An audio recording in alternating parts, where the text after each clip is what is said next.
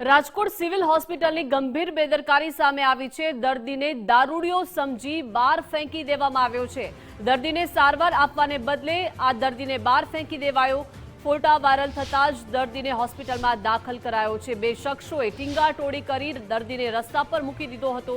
મહત્વનું છે કે સિવિલ હોસ્પિટલના સ્ટાફની આ અસંવેદનશીલતા સામે આવી છે। જવાબદાર સામે તપાસના આદેશ આપી દેવામાં આવ્યા છે। દારૂડિયો સમજીને આ દર્દીને કોઈ જ સારવાર ન આપવામાં આવી અને ટીંગાટોળી કરી બે શખ્સોએ આ દર્દીને રસ્તા પર મૂકી દીધો છે। જ્યારે આ ફોટોઝ વાયરલ થયા અને ત્યારે આ દર્દીને પાછા લાવવામાં આવ્યા છે અને તે દર્દીને હોસ્પિટલમાં દાખલ કરાયો છે।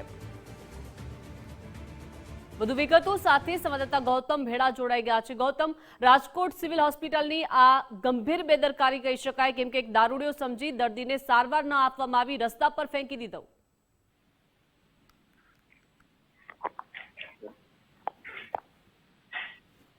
જી ગૌતમ,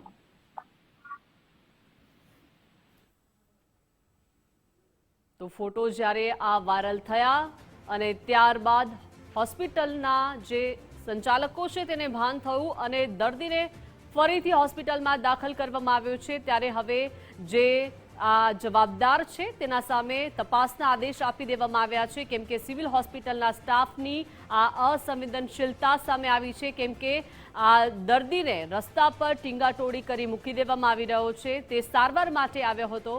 ગૌતમ આપણી સાથે જોડાઈ ગયા છે। જી ગૌતમ, ચોક્કસ સિવિલ હોસ્પિટલ તંત્ર છે આમ તો અવારનવાર બેદરકારી સામે આવતી હોય છે, પરંતુ આ વખતે તો જાણે રાજકોટ સિવિલ હોસ્પિટલે માનવતાની જ હદ વટાવી દીધી હોય તે પ્રકારની ઘટના સામે આવી છે। સિવિલ હોસ્પિટલની અંદર જે દર્દી છે તે સારવાર લેવા માટે આવ્યો હતો, પરંતુ ત્યાંનો જે સ્ટાફ છે તેમણે આ દર્દીને દારૂડિયો સમજી અને રોડ ઉપર ફેંકી દીધો હતો। જોકે અંતે આ જે દર્દી છે તેને રોડ ઉપર ફેંકી દેતા તેના જે ફોટો છે તે મીડિયામાં આવ્યા હતા અને ત્યારબાદ ફરી એક વખત આ દર્દીને એડમિટ કરી દેવામાં આવ્યો હતો। જોકે સવાલ એ છે કે વારંવાર વિવાદમાં આવતું સિવિલ તંત્ર છે તેમાં શા માટે કોઈ નક્કર આ પ્રકારના જે પણ સ્ટાફ છે તે આ પ્રકારની ઘટનાને અંજામ આપતા હોય છે અને જે ગરીબ દર્દીઓ સારવાર લેવા માટે આવતા હોય છે તેમને હાલાકી પડતી હોય છે, ત્યારે આવા સ્ટાફ સામે કેમ પગલાં નથી લેવામાં આવતા ને આવા પગલાં નથી લેવામાં આવતા એના પરિણામે વારંવાર સિવિલ હોસ્પિટલની બેદરકારી સામે આવે છે। જી ગૌતમ, આભાર વિગત સાથે જોડાયા તે બદલ। તો ત્યારે સવાલ એ થઈ રહ્યા છે, શું આ દર્દી દારૂડિયો હોય?